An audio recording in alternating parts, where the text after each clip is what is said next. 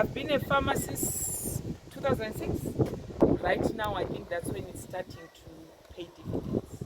It's though small, but I can see that something is now happening. So here we have mixed farmers. We do animals, we do vegetables, horticulture, and we also do fruits. Here what I have come to do, Bishop, maybe if you allow me to just digress. I've come to speak to the women, to the men. I just want to encourage them to say, whatever you are doing, do it for your family. When I'm talking about your family, I mean your wife and your kids. Don't ever think your job is so precious. Ukanganwa kumba.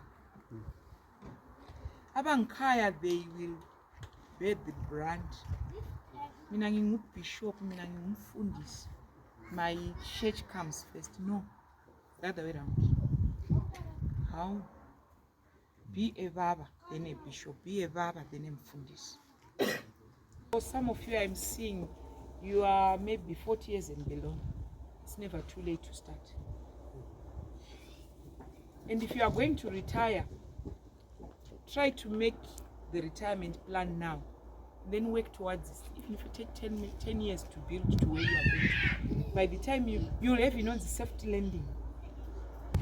So we are doing rabbits, we are doing ducks, we are doing layers. Mabrelas are good. So we'll start with the rabbits there. We'll start with the ducks, the rabbits, then we'll go to the layers, then we'll go to the pigs. And then the other thing that men do, your greatest problem is procrastination. Ndicha. My husband procrastinated and he left me with one house. It's familiar territory.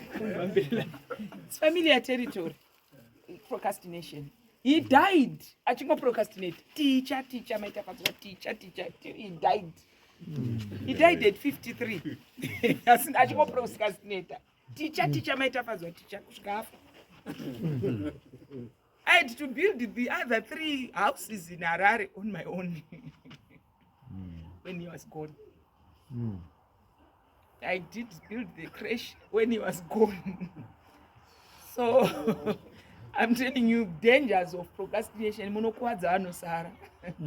Because I'll be now working like double D. To what he was procrastinating, teacher, I'm trying to do, let me do what he was thinking we should do. And when resources are not there, I can die and follow them. Because then they're stressed. And it. But the disadvantage is if these ones, any one of these white ones, these black ones, these blacky nose, the black Swedish, the ones with the blacky mouth, the Pekings and the Rio, when they mate with those, they will produce abantwana abasterile, abakwanisa ukwenza amaqanda. So when I discovered that, I think it's about a month now or so, we decided to group them so that we have the breeding in here. So that's why they are all smart. But we want them to contain. So then they black.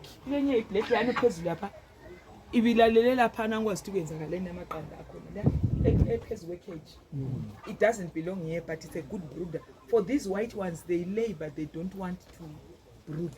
So we use the black ones to brood over their eggs. For these brown ones, a pair of them, a male and a female, you give me $60 only. Ama USD not Zig. La. Umpondo kayichinjwa. Uyabazwa?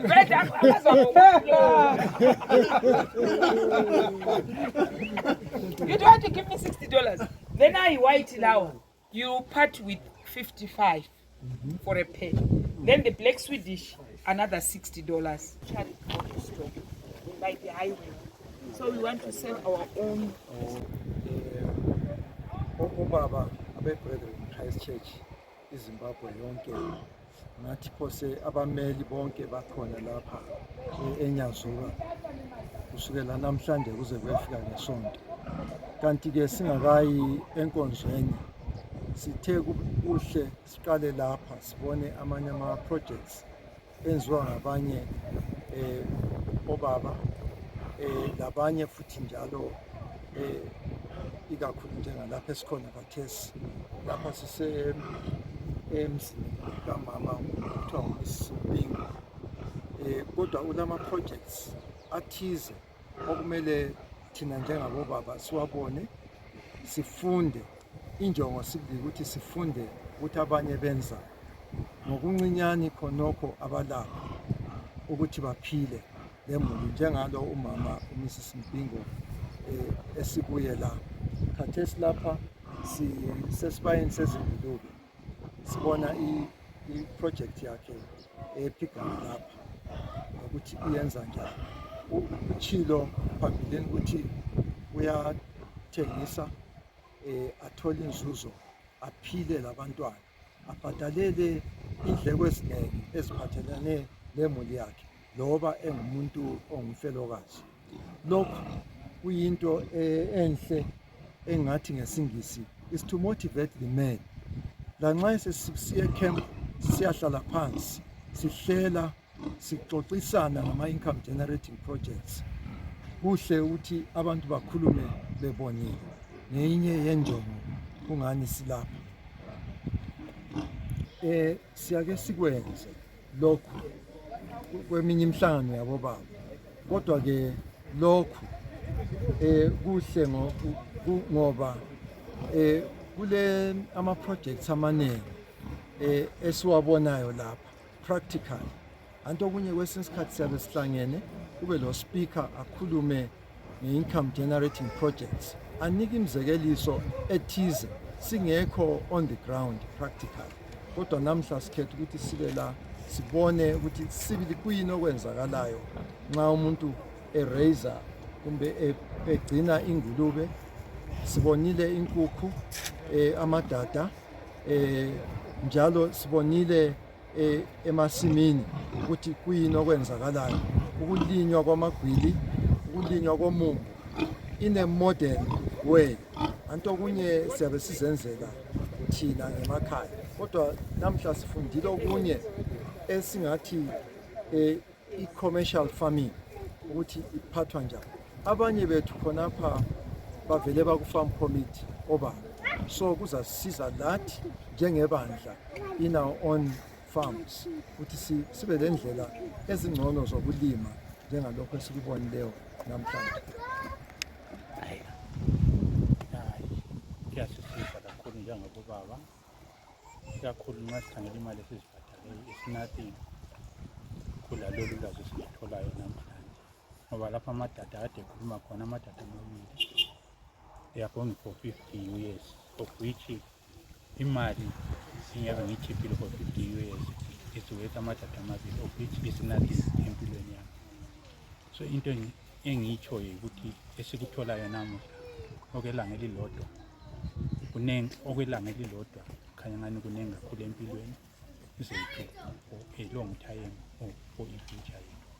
Okunye engikunanzelelayo ukuthi siyafundiswa ukubana sizimele for our own njengezimuli zethu, singadiphendi emsebenzini leyo esiyisebenzayo. Kodwa into engiyifundileyo kakhulu ukubana njengezimuli sisidiphendi ezintweni esizibonayo practical. Sibonile amadada, ukufika kwamadada, sabona ukufika kwengulube, khathesi sesifoye ukufika kwenkukhu zamaqanda. Of which into engiyinanzelelayo kakhulu ukubana nxa ufuya izinto for personal use kutshiyene lokufuya i-commercial use, ngoba for i-commercial use you do the things at the right way, kumele usebenzise khona ukuze zikunike i-good profit. I think that's all that I think. Lokho sikwenza lapha nxa ungakuhlanganisa uNkulunkulu uthi ivila kalifuni. uNkulunkulu vele umuntu olivila kalifuni. So uNkulunkulu uthi umuntu wonke ulikholwa kasilokholwa, kodwa kumele adle izithuthu zakhe. Lapho sikufundela abanamuhla ikakhulu njengami ngithande kakhulu ingulube. Ingulube yinyamazana engake ngayigcina.